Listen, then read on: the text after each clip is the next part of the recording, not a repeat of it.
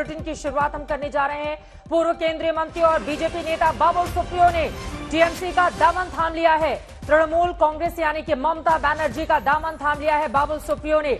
आपको बता दें कि जुलाई में ही उन्होंने बीजेपी छोड़ने का ऐलान किया था और उसके बाद बीजेपी को छोड़कर टीएमसी में वो शामिल हो गए हैं।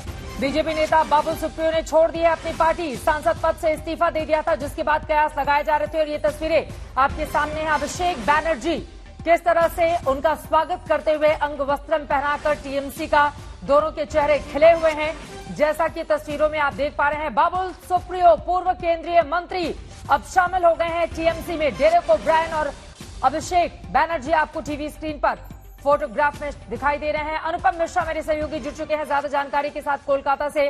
अनुपम, आखिरकार जिस बात के कयास लग रहे थे कि बीजेपी छोड़ने के बाद कहां जाएंगे बाबुल सुप्रियो, टीएमसी का दामन थाम लिया है उन्होंने, और क्या जानकारी मिल रही है?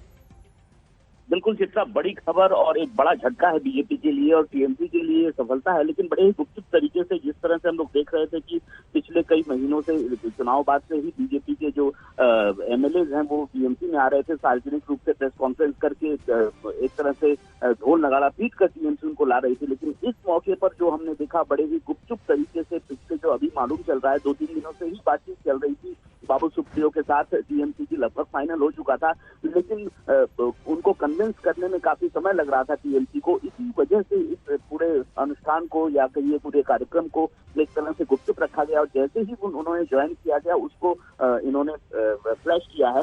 तो ये एक तरह से बाबुल सुप्रियो जैसा कद जो था, क्योंकि अगर हम देखें बाबुल सुप्रियो की यात्रा तो बीजेपी में सबसे पहले बंगाल में अगर किसी ने सफलता पाई बीजेपी की ओर से पिछले कई 5-7 सालों में तो वो बाबुल सुप्रियो रहे। बाबुल सुप्रियो आसनसोल से 2 बार चुनाव जीते और जब दूसरी बार कहा जा रहा था कि वो नहीं जीत पाएंगे फिर भी वो चुनाव जीते। तो ऐसे में बाबुल सुप्रियो का योगदान बीजेपी में काफी बड़ा था, उनको बड़ा कद मिला, बड़ा पद मिला। और ऐसे में जब उन्होंने जुलाई महीने में पार्टी छोड़ी तब उन्होंने ये साफ किया था कि वो किसी पार्टी में नहीं जा रहे हैं, इसलिए शायद किसी को गुंजाइश नहीं थी कि वो टीएमसी ज्वाइन करेंगे। लेकिन टीएमसी में उन्होंने ज्वाइन कर दिया और टीएमसी की ओर से ये प्रयास जारी था, क्योंकि उनके जैसा कद अगर बंगाल बीजेपी छोड़कर टीएमसी में आता है तो ये टीएमसी की भारी सफलता है, बड़ी सफलता है, ये बड़ा झटका है बीजेपी। बिल्कुल महत्वपूर्ण सिंगर, प्लेबैक सिंगर के तौर पर उनकी पहचान रही है। उनकी अपनी एक अलग फैन फॉलोइंग है।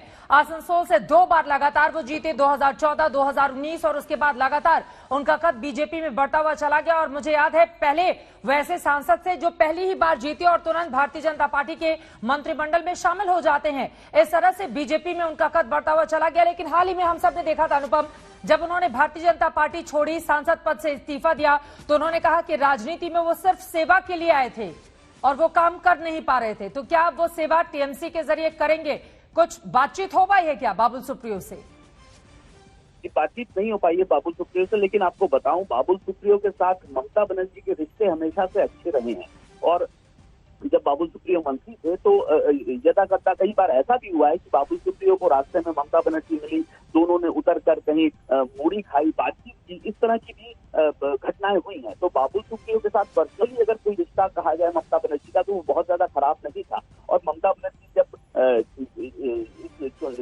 विधानसभा चुनाव में जीत के आई, जब उनसे सवाल किया गया था कि आप किसको लेंगी क्योंकि बहुत लोग आना चाहते हैं, तब उन्होंने एक बात कही थी कि जिन लोगों ने पर्सनली मेरे ऊपर अटैक नहीं किया है या जिनके साथ अच्छे संपर्क हैं उनको लिया जाएगा। तो इस कड़ी में बाबुल सुप्रियो का नाम आ रहा है। हालांकि बाबुल सुप्रियो लगातार आलोचना जरूर करते रहे, टीएमसी को टीएमसी लिखते रहे बार बार, तो ये टीएमसी अब इतनी अच्छी कैसे हो गई ये बाबुल सुप्रियो को जरूर बताना होगा। और राजनीति में अक्सर इस तरह की बातें होती रहती हैं, लेकिन ये जो हुआ है ये बड़ा अप्रत्याशित है और एक तरह से सभी को चकित करने वाला है।